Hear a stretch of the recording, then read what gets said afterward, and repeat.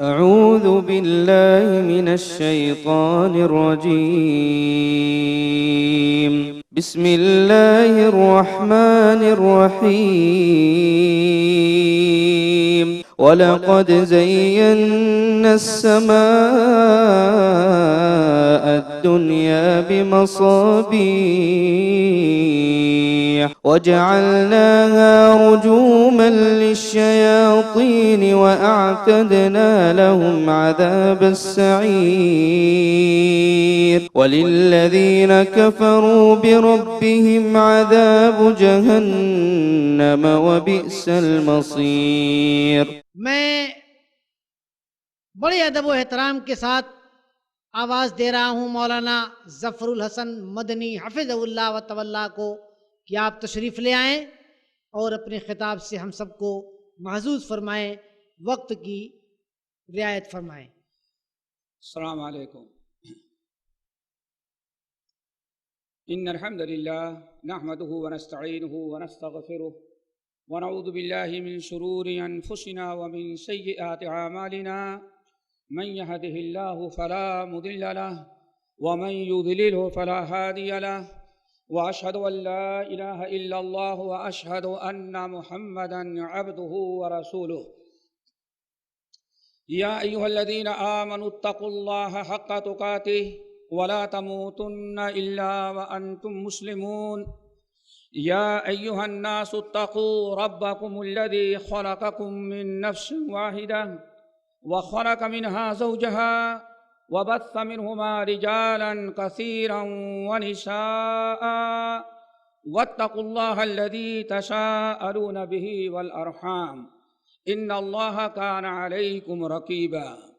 يا ايها الذين امنوا اتقوا الله وقولوا قولا سديدا يصلح لكم اعمالكم ويغفر لكم ذنوبكم، ومن يطع الله ورسوله فقد فاز فوزا عظيما.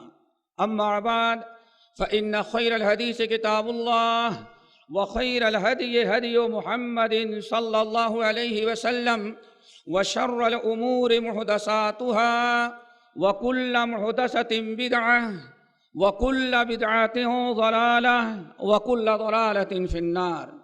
فأعوذ بالله السميع العليم من الشيطان الرجيم. بسم الله الرحمن الرحيم.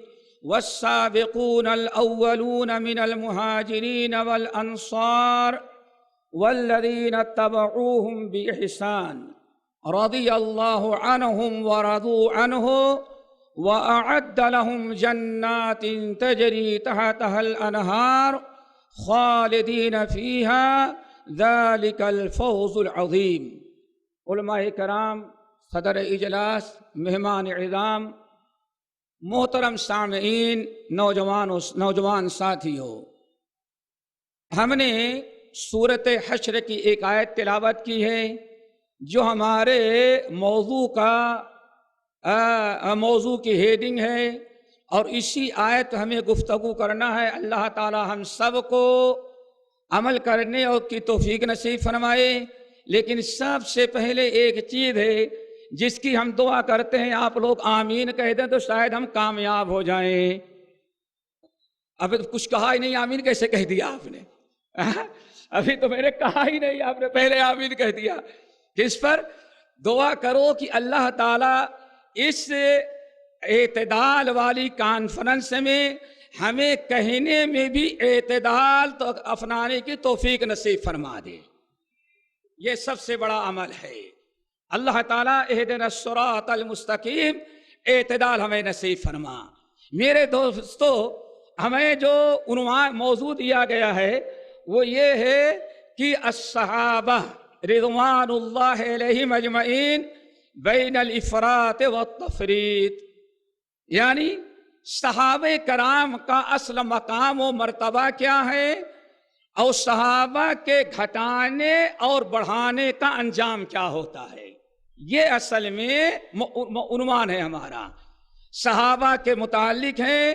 اور موضوع کا خلاصہ یہ بتا دیں، عنوان کا معنی اور مطلب کہ اللہ تعالیٰ نے وَكَذَلِكَ جَعَلْنَاكُمْ أُمَّةً وَسَطًا लितकूनू शुहदाअ अलन्नास, अल्लाह रब्बुल आलमीन ने हमें एतदाल वाला पैदा किया। इस आयत के सबसे पहले मुखातब सहाबे कराम रिदवानुल्लाहि अलैहिम अजमईन थे। तो सहाबे कराम के मुतालिक हमारा जो अकीदा होना चाहिए वो एतदाल का होना चाहिए, इफरात और तफरीत का नहीं होना चाहिए। सबसे पहले सहाबा के मकाम और मर्तबे को बड़े इख्तिसार के साथ हमें समझना चाहिए। इसी सिलसिले में मैंने आयत तिलावत की सूरतुल हश्र की, जिसमें सहाबे कराम की फजीलत, उनका मकाम और मर्तबा बड़े आला पैम दर्जे पर अल्लाह ताला ने बयान किया। फरमाया वस्साबिकूनल अव्वलून मिनल मुहाजिरीन वल अंसार वल्लदीन तबऊहुम बिहसान रदियल्लाहु अन्हुम व रदू अन्हु। सहाबे कराम रिज़वानुल्लाहि अलैहिम अजमईन का ये मकाम व मर्तबा कि अल्लाह रब्बुल आलमीन ने कुरान पाक के मुख्तलिफ मकामात पर ऐलान कर दिया कि रदियल्लाहु अन्हुम व रदू अन्हु लक़द रदियल्लाहु अनिल मुमिनीन इज़ युबायिऊनका तहता अश-शजरा। अल्लाह रब्बुल आलमीन ने ऐलान किया, ए हमारे नबी, इस दरख्त के नीचे बैठकर जितने मोमिनों ने आपसे बैयत किया है, अल्लाह ताला उनसे राजी हो चुका है। और जिससे अल्लाह राजी हो गया, क़यामत तक अल्लाह उससे नाराज नहीं होता। सहाबे कराम के लिए ये बड़ा शर्फ है कि रब्बुल आलमीन ने अपनी रिदा का उनसे ऐलान किया, और ऐलान भी किया ऐसी किताब कुरान पाक में जो क़यामत तक बराबर तिलावत की जाती रहेगी, और ये बशारत उन्हें, ये बशारत लोगों में आम होती रहेगी। दूसरी फजीलत जो हमने आयत तिलावत की है सूरत हश्र की, इसमें भी रब्बुल आलमीन ने इरशाद फरमाया वस्साबिकूनल अव्वलून मिनल मुहाजिरीन वल अंसार।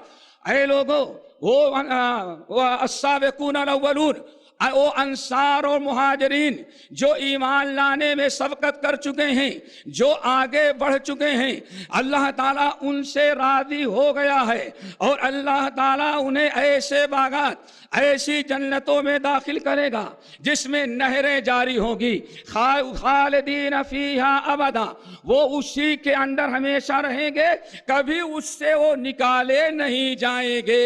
ये सहाबा का मकाम और मर्तबा।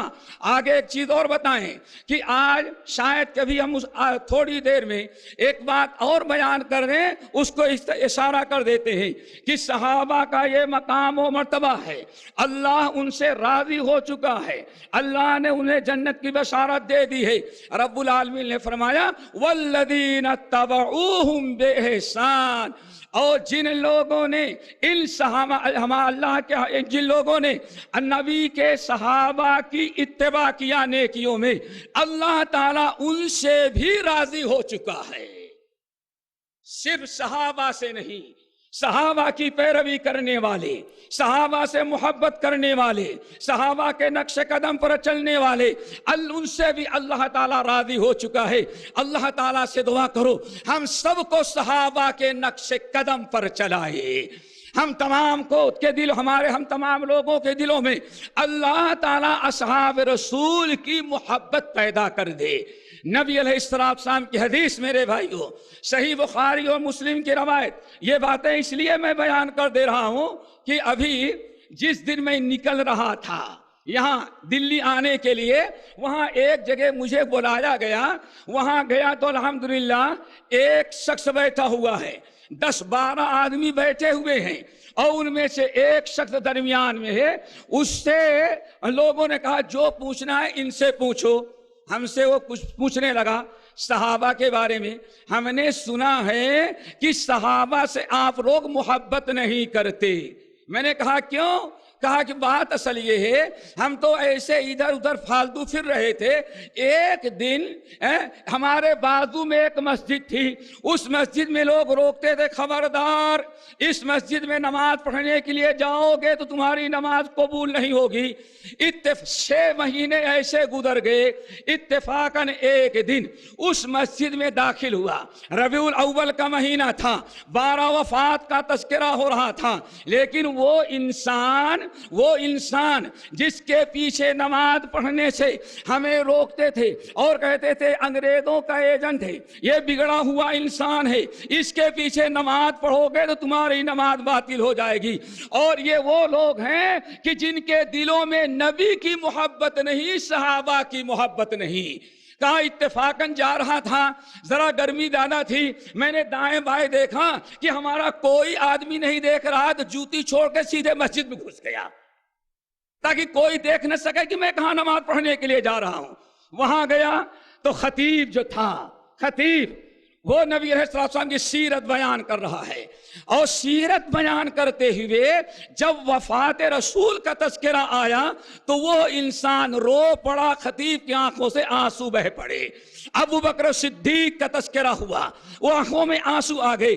وہ کہتا ہے ہمیں 6 سال سے ہمارے محلے کے لوگ کہتے ہیں یہ صحابہ کا گستاخ، یہ نبی سے محبت نہیں کرتا، یہ تو نبی کے نام پر روتا ہے، ابو بکر عمر کے نام پر رو رہا ہے۔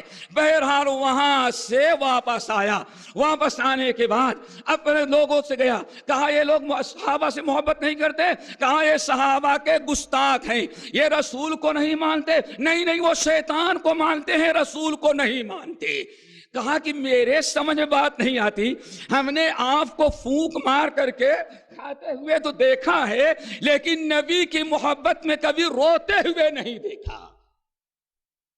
ہم نے آپ کو بیان کرتے ہوئے تو سنا ہے، لیکن ابو بکر عمر کے اوپر جو مشقتیں تکلیفیں آئی تھی ان کو سن کر کے کبھی آپ کو روتے ہوئے نہیں دیکھا۔ کہنے لگا، اٹھا اور آنے کے بعد میں نے اپنی پوری برادری کو اکٹھا کیا، اور اکٹھا کرنے کے بعد کہا اے میرے قوم کے لوگوں سن لو، میں اللہ کی قسم کھا کے کہتا ہوں اس محلے میں، اس وقت اس دنیا میں، ہمارے شہر میں اور اس مسجد میں اگر اللہ کے نبی سے سچی محبت کرنے والا اور صحابہ کے مقام و مرتبے کو دنیا میں سب سے زیادہ سمجھنے والے لوگ ہیں تو اس مسجد کے ہیں۔ ایسا کرو آج اس ہم ساری دنیا چھوڑ کر کے ہم بھی اسی مسجد والوں کے ساتھ ہو جاتے ہیں۔ میرے بھائیوں، پتہ یہ چلا کہ بسا اوقات ہم نبی سے محبت کا دم تو بھرتے ہیں لیکن محبت ہوتی ہی نہیں۔ صحابہ کرام کے بارے میں بتا رہا تھا، صحابہ کی محبت، حضرت ابو ہریرہ رضی اللہ تعالیٰ عنہ کی حدیث، صحیح بخاری اور مسلم کی روایت، کہتے ہیں اللہ کے رسول نے ارشاد فرمایا، اور ہوا کیسے، ایک مرتبہ عبد الرحمن بن عوف رضی اللہ تعالیٰ عنہ، صدیق عبد الرحمن بن عوف، خالد بن ولید میں کچھ نوک جھونک ہوئی۔ حضرت خالد بن ولید نے عبد الرحمن بن عوف رضی اللہ تعالیٰ عنہ کو بڑی باتیں سنا دیا، لان تان کیا۔ نبی علیہ السلام کو اس چیز کا علم ہوا، نبی علیہ السلام کو جیسے پتا چلا کہ عبد الرحمن بن عوف سے ڈرو، صحابہ کے بارے میں، ہمارے ساتھیوں کے بارے میں اللہ تعالیٰ سے ڈرتے رہنا۔ یاد رکھنا، لو انفق احدکم مثل احد ذهبا ما بلغ مدہ ولا نصیفہ، اس ذات کی قسم جس کے قبضے میں میری جان ہے، صحابہ کی گستاخی سے بچو، صحابہ کو ستانے سے بچو، صحابہ کو کی عزت اور احترام کرو۔ یاد رکھنا، اگر تم میں سے کسی انسان کو احد پہاڑ کے برابر سونا مل جائے اور اس سونے کو تم نے پورا سونا اگر تم نے صدقے میں کر دیا، خیرات کر دیا، تو ہمارے صحابی کے 1 کلو یا آدھا، 1 مد یا آدھے مد کے برابر بھی وہ صدقے کا جو ثواب نہیں پا سکتا۔ یہ صحابہ کا مقام و مرتبہ ہے۔ ہم عقیدہ رکھتے ہیں کہ صحابہ کے متعلق فمن احبہم فبحبہ احبہم، جس نے ہمارے صحابہ سے محبت کیا اس نے ہماری وجہ سے محبت کیا، اور جس نے ہمارے صحابہ سے نفرت کیا ہماری دشمنی اور نفرت کی بنا پر اس نے صحابہ سے نفرت کیا۔ اس لیے ہمارے بھائیوں، صحابہ کرام کا یہ مقام ہم نے بڑے اختصار کے ساتھ آپ کے سامنے رکھا۔ صحابہ بڑے اعلیٰ درجے کے ہیں، رضی اللہ عنہم کے مصداق ہیں، ان کا مقام و مرتبہ بڑا اونچا ہے۔ اللہ رب العالمین نے انہیں جنتی ہونے کی بشارت سنائی ہے۔ لیکن جو آج مسئلہ چل رہا تھا اعتدال کا، صحابہ کے مقام و مرتبے کا، تو ضروری ہے کہ ہم صحابہ کے متعلق اس چند باتیں یاد رکھیں۔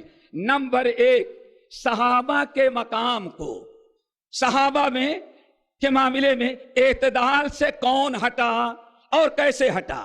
سب سے پہلے ہم بڑے اختصار کے ساتھ ان لوگوں کی نشاندہی کرتے ہیں جنہوں نے صحابہ کے معاملے میں بڑے افراط سے کام لیا۔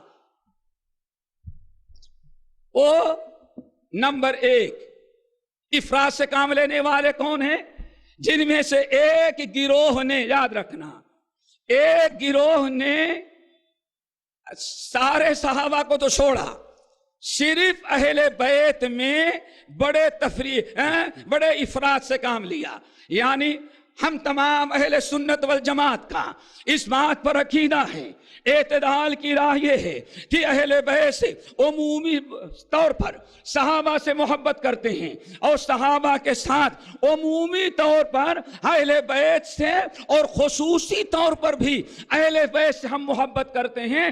کسی انسان کے لیے جائز نہیں کہ وہ اہل بیت سے نفرت کرے اور اہل بیت سے محبت نہ کرے۔ اور نبی ہم اہل سنت والجماعت، ہم اہل سنت والجماعت اہل بیت سے محبت کرتے ہیں، اور محبت ہی کا یہ تقاضا ہے کہ ہم اہل سنت والجماعت کی کوئی نماز ایسی نہیں جس میں تشہد کے اندر ہم نبی علیہ السلام کے ساتھ رحمت و صلوات کی دعائیں اہل بیت پر نہ پڑھتے ہوں۔ اللہم صلی علی محمد وعلی آل محمد کما صلیت علی ابراہیم وعلی آل ابراہیم انک حمید مجید۔ اسی طرح سے ہم پڑھتے ہیں اللہم بارک علی محمد وعلی آل محمد کما بارکت علی ابراہیم وعلی آل ابراہیم انک حمید مجید۔ اہل بیت سے ہماری اتنی محبت ہے الحمدللہ کہ ہماری کوئی نماز اس وقت تک مکمل نہیں ہوتی جب تک ہم اہل بیت پر اللہ تعالیٰ کی رحمتیں اور برکتوں کی دعا نہ کر لیں۔ اب اگر ہمارے بارے میں ایک گروہ یہ کہے یہ لوگ اہل بیت سے محبت نہیں کرتے تو یہ بڑا جھوٹا الزام ہوگا۔ اصل معاملہ یہ ہے کہ اہل بیت نے، اہل بیت اور صحابہ کے اہل بیت میں کے متعلق اتنی روایتیں جھوٹی بیان کی گئی ہیں، ہم انہی جھوٹی حدیثیں، گڑھی ہوئی حدیثیں جو فضائل میں گڑھی گئی ہیں، جن میں اہل بیت کی فضیلت بیان کی جاتی ہے، ہم ان جھوٹی روایتوں کا انکار کرتے ہیں۔ رہا ان کے مقام و مرتبے کا، تو ان کے متعلق جتنے فضائل کی حدیثیں ہیں ہم سب کو پڑھتے ہیں، پڑھاتے ہیں، اور وہی اصل میں اعتدال کی راہ ہے کہ اللہ کے رسول نے اہل بیت کا جو مقام و مرتبہ دیا ہے اس کو باقی رکھا جائے۔ اسی لیے اللہ اکبر، تعجب کریں گے، محدثین نقل کرتے ہیں کہ وضعت الرافضۃ فی اہل بیت 300,000 حدیث، کہتے ہیں کہ اہل بیت کی مناقب میں اہل روافض نے 3 لاکھ جھوٹی حدیثیں گڑھی۔ ایک حدیث گڑھنے والا جہنم کا مستحق، یہاں 3 لاکھ حدیثیں گڑھی گئی ہیں۔ ان گڑھے ہوئے فضائل کا ہم انکار کرتے ہیں، باقی سارے فضائل کا اقرار کرتے ہیں۔ نمبر 2، جن لوگوں نے صحابہ کے متعلق بڑا غلو کیا، افراط سے کام لیا، وہ بھی بتائیں۔ وہ یہ ہے کہ کچھ لوگوں نے کہا اصحابی کالنجوم، اصحابی کالنجوم، ہمارے صحابہ ستاروں کے مانند ہیں۔ بے ایہم اقتدیتم اہتدیتم، جس کی بھی تم پیروی کرو گے، جس کی بھی تم پیروی کرو گے ہدایت پا جاؤ گے۔ یہ حدیث بہت سارے صحابہ سے نقل کی گئی، اور آج ہندوستان میں ہر انسان کے زبان پر یہ حدیث ہوتی ہے۔ اللہ کے رسول نے فرمایا اصحابی کالنجوم، اور یہ حدیث گڑھی ہوئی حدیث پڑھ کر کے اپنے نظریات، اپنے افکار، اپنے طور طریقے اور اپنے خاص خاص راستے جو الگ الگ مقرر کر لی گئی ہیں، کوئی مشرق جاتی ہے، کوئی مغرب جاتی ہے، کوئی شمال جاتی ہے، اور کوئی راستہ جنوب کی طرف جاتا ہے، یہ جتنے راستے آج مسلمانوں میں ایجاد کیے گئے ان میں سے اکثر لوگ اسی حدیث کو پیش کرتے ہیں اصحابی کالنجوم، میرے صحابہ ستارے کے مانند ہیں۔ یہ انہی 3 لاکھ حدیث ہیں وضعت الرافضۃ فی اہل البیت 300,000 حدیث، انہی 3 لاکھ حدیثیں جو گڑھی ہیں ان میں سے ایک حدیث یہ بھی ہے کہ ہمارے صحابہ ستارے کے مانند ہیں۔ میرے بھائیو یاد رکھو، ایک تو اس حدیث کو بیان کر کے صحابہ کو بہت ہی آگے بڑھانا چاہا، اور بہت ہی صحابہ کا مقام مقصد نہیں تھا اپنے نظریات اور اپنے افکار کی وہ 4-6 نہیں بلکہ 8 راستوں کے لیے راستہ ہموار کرنا مقصد تھا، اور ہموار کر لیا۔ یہ حدیثیں سب کو انہوں نے یاد کرا دیا۔ یہ حدیث موضوع ہے، باطل ہے، گڑھی ہوئی ہے۔ اور ایک چیز اور بتا دیں میرے بھائی، اللہ تعالیٰ نے قرآن و حدیث کو کیا کہا ہے بھائی؟ نبی کو سراج کہا، سراج کہا نا، شمس و قمر کہا، روشن کہا۔ اب آپ بتائیں، سب سے بڑی چیز سوچنا چاہیے، یہ سورج اور چاند جب ہوتا ہے، اب سورج ہے کوئی ستارہ نظر نہیں آ رہا ہے، سوچو ذرا، 14ویں رات کا چاند ہوگا، مشکل سے کوئی ستارہ نظر آیا، کوئی ستارے نظر نہیں آتے، پتہ چل گیا سورج اور چاند کے ہوتے ہوئے ستاروں کی ضرورت نہیں ہوتی، ورنہ وہی ہوگا جو کل ہمارے ساتھ ہوا۔ کل ہمارے ساتھ ہوا، ہمارے ساتھ کیا، ہمیں سنابل میں جانا تھا، ایک صاحب سے راستہ پوچھا، کہا یہ جمنا دریا کے کنارے کنارے آپ چلے جائیں اور چاہتے رہیں گے رائٹ ہینڈ آپ کو مدرسہ نظر آ جائے گا۔ اس نے سیدھا راستہ بتایا۔ ہم نے کیا غلطی کی؟ ہم نے اصل میں چاند اور سورج کو چھوڑ کر کے ہم نے اصل میں ستارہ پکڑ لیا۔ ہوا یہ، ہم نے جمنا کو چھوڑ دیا، غلطی سے ایک گٹر کا نالا بہ رہا تھا، ڈرائیور اس پر لے کے چلا گیا، اور اس نے لے جا کر کے ہمیں نوئیڈا پہنچا دیا۔ جیسے ہم بھٹک گئے، راستہ بتایا، میں نے ساتھیوں سے کہا لوگوں ذرا دیکھو، چاند اور سورج کو چھوڑ دینے کے بعد آدمی کہاں صراط مستقیم پر رہے گا جب جمنا والا راستہ چھوڑ کے صراط مستقیم پر۔ انسان کو چاہیے کتاب و سنت، یہ سورج و چاند ہے، ان کے ہوتے ہوئے کسی چیز کی ضرورت نہیں پڑتی۔ اسی لیے تمام علماء کے اتفاق کے ساتھ یہ روایت موضوع اور گڑھی ہوئی ہے۔ نمبر 3، اور کچھ لوگوں نے ایک تیسرا گروہ اور پیدا ہوا، وہ بھی ذرا سنتے جائیں، جنہوں نے صحابہ کے بارے میں بڑا غلو سے کام لیا، اعتدال کو چھوڑ دیا۔ اللہ تعالی ہم سب کو اعتدال پر رکھے۔ وہ کیا ہے میرے بھائیو؟ تیسرا گروہ، ذرا غور سے سنیے گا، وہ یہ ہے کہ حضرت حسن رضی، سارے علماء جانتے ہوں گے، تو نبی علیہ بتا رہا تھا یہ بات کہاں سے بگڑتی ہے۔ تیسرا گروہ جو زیادتی کیا وہ ذرا سنیں، اللہ اکبر۔ وہ کیا ہے؟ 2 علم نبی لے کر کے آئے تھے، ایک علم ظاہر اور دوسرے علم باطن۔ اچھا بھائی، سارا علم ظاہر جو ہے وہ 30 پارے کے قرآن میں اور نبی علیہ السلام کی احادیث میں ہے۔ اب وہ علم باطن کہاں گیا؟ نہ قرآن میں نہ حدیث میں۔ تو کہتے ہیں مولا علی اکیلے کو اللہ کے رسول نے وہ علم دیا تھا۔ اچھا ٹھیک ہے، علی رضی اللہ تعالیٰ عنہ کے بارے میں غلو کیا، اب اعتدال سے ہٹا دیا اور گمراہی کے راستے پہ گئے، تو انہوں نے کیا کیا؟ اب حضرت علی نے کس کو بتایا؟ کہاں ہے؟ بخاری میں، مسلم میں، اس پر کوئی کتاب؟ کہتے ہیں نہیں، وہ علم ٹرانسفر کا والا ہے، اور روایت والا نہیں ہے، بلکہ وہ ٹرانسفر کر دیا جاتا ہے۔ کیا کیا؟ حضرت علی رضی اللہ تعالیٰ عنہ نے امام حسن بصری کو گلے ملایا اور پکڑ کے دبایا، تو وہ علم باطن جو مولا علی کے سینے میں تھا وہ حضرت امام حسن کے سینے میں منتقل ہو گیا، وہ سینہ بسینہ چلا آ رہا ہے۔ اس سے اللہ اکبر اس دنیا کے اندر بے شمار منکرات پیدا ہو گئے. یہ ہیں وہ لوگ جنہوں نے صحابہ کے بارے میں افراد سے کام لیا. اب تفرید کا کام دیکھو. کچھ گروہ ایسے بھی نکلے جنہوں نے صحابہ کے مقام کو گھٹایا. ایک نے بڑھایا اور دوسرے نے گھٹایا.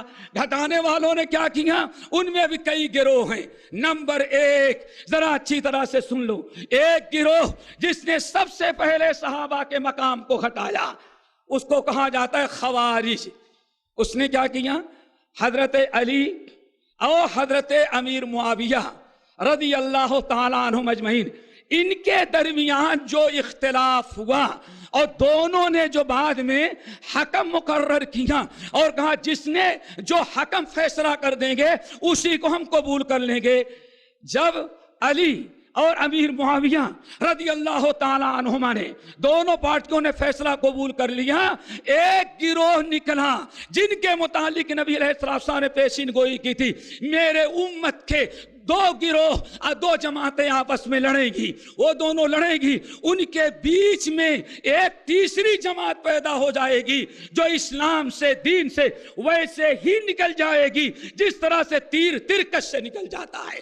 اسلام سے کوئی تعلق ان کو باقی نہیں رہے گا.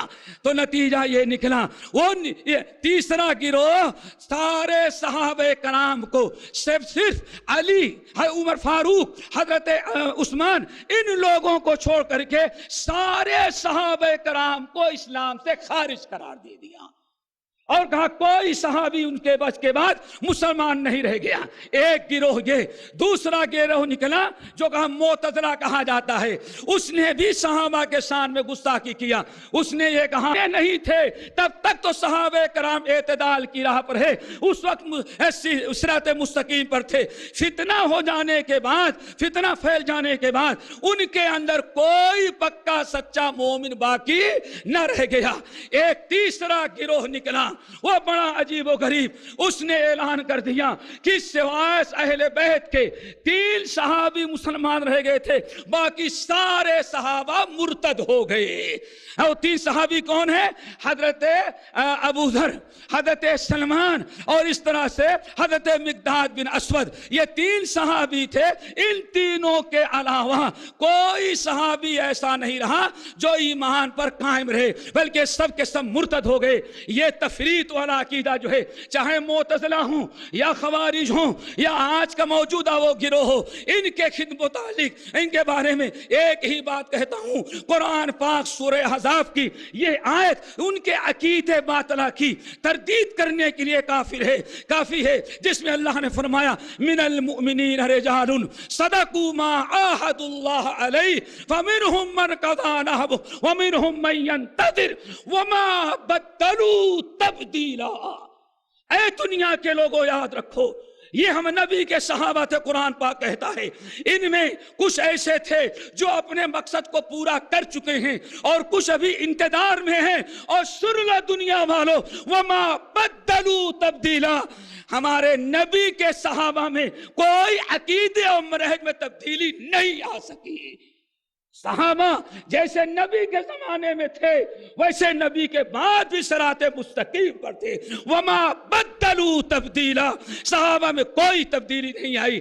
پھر اس کے علاوہ کچھ لوگ اور ہیں جنہوں نے صحابہ میں بڑی تفرید سے کام لیا ہے، بہت زیادتی سے کام لیا ہے. وہ کون ہے؟ نمبر 1، ابو ہریرہ کی حدیث قابل قبول نہیں. کیوں بھائی؟ حافظ الحدیث ہیں، سارے صحابہ میں سب سے زیادہ حدیث روایت کرنے والے ہیں، لیکن ابو ہریرہ کی حدیث قابل قبول نہیں ہے.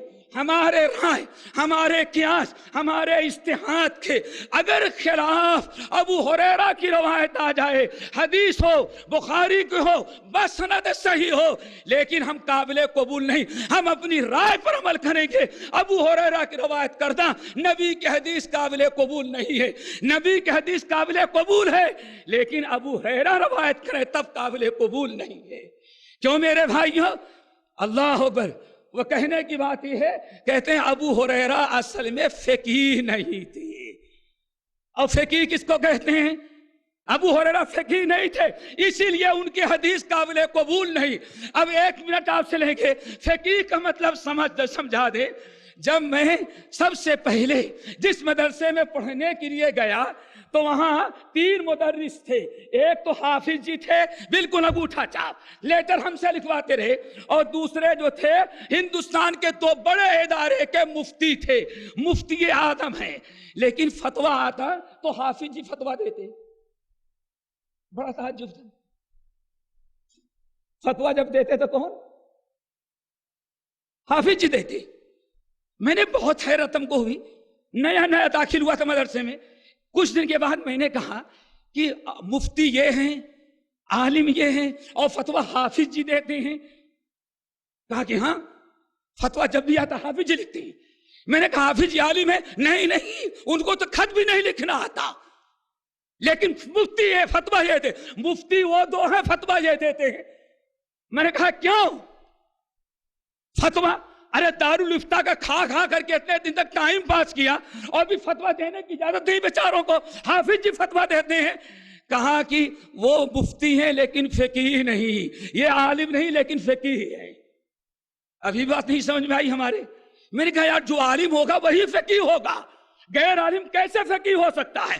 کہا آپ نے نہیں سمجھا، موٹے لفظوں میں سمجھائیں، اے حافظ جی کو بہشتی زیور یاد ہے، ان کو بہشتی زیور یاد ہے، ان کو بخاری یاد ہے، مسلم یاد ہے، ترمذی یاد ہے، ساری چیزیں یاد ہیں، لیکن بہشتی زیور نہیں یاد ہے۔ اور فتویٰ دینے کا مستحق وہ ہوگا جو بخاری جانے نہ جانے بہشتی زیور یاد ہو۔ یہ فقیہ کا معیار ہے دوستو۔ تو میں کہنا یہ چاہتا تھا میرے بھائیو کہ ابو ہریرہ کی شان گھٹائی گئی، مقام گھٹایا گیا۔ نمبر 2، حضرت وائل بن حجر یمن کے شہزادے، اتنے علماء دوستوں موجود ہیں، یمن کے شہزادے ہیں، کندی قبیلے کے رہنے والے ہیں، ان کے فضائل موجود ہیں، لیکن قصور کیا ہے؟ 2 حدیثیں ان کی ہیں۔ ایک حدیث کیا ہے؟